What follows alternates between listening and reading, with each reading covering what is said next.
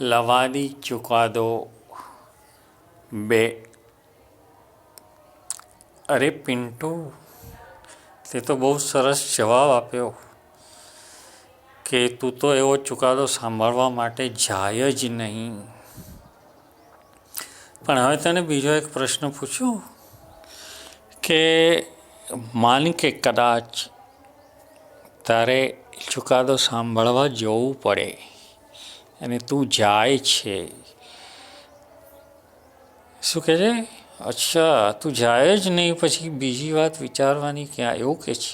અરે પણ સાંભળ તો ખરા, હું શું કહું છું કે માનો કે કદાચ આટલું જાણ્યા પછી, એટલે કે જજ હકીકતમાં ફૂટેલા છે કે નહીં એ પછીની વાત છે, પણ તમને ખબર પડી ગઈ કે જજ ફૂટેલા છે, આટલો તમને ખ્યાલ આવ્યો સાંભળ્યાથી કે કોઈની વાતો સાંભળીને એવું બધું થયું હોય, એના કારણે હવે તમારા મનમાં તું તારા મનની અંદર નક્કી કરી શકે કે ત્યાં આગળ હવે ચુકાદો સાંભળવા જવો કે નહીં. તો એનો તો તે જવાબ આપે કે ન જવું, બરાબર છે.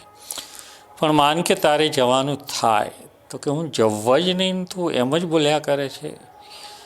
વાંધો નહીં, પણ હવે એક આ પણ વિચાર, હું તને જે કહી રહ્યો છું એ કે કદાચ કોઈ જાય તો તેને શું કહેવાય?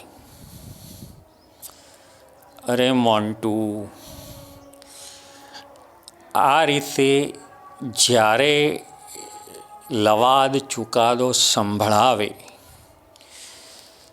તો બે વસ્તુ થઈ શકે છે કે જો ચુકાદો આપણા પક્ષમાં આવ્યો તો જય જયકાર મચાવી દેવાનો, અને ચુકાદો આપણાથી વિરુદ્ધમાં આવ્યો તો પછી આપણે હાહાકાર મચાવી દેવાનો. સીધી જ વાત છે.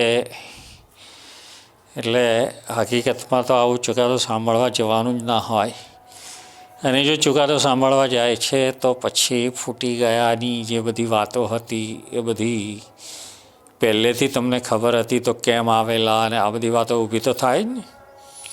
સાચી વાત છે.